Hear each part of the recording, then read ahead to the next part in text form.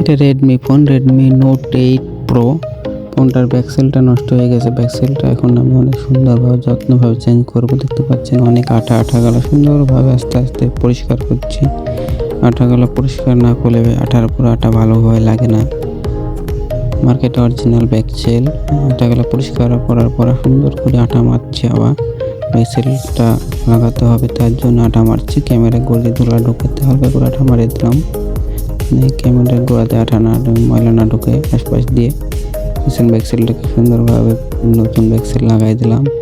আগের মতন সুন্দর এখন চলবে ফোনটা। এখন না পরে ইনশাল্লাহ ভাঙবে না। কারো যদি এরকম ব্যাকসেল লাগে আমার সাথে যোগাযোগ করতে পারেন।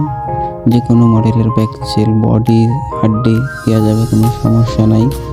একবারে অরিজিনালের মতন ফিটিস বেড়ে গেল, এক বিন্দু কোনো খুঁত নাই, দেখতে পাচ্ছেন কোনো ফাঁক নাই। নিখুঁতভাবে ফিরে দিলাম। এখন ফোনটা চালাতে পারবে আগের মতন। দেখছেন পুরাতন ব্যাকসেলটা আমার হাতে।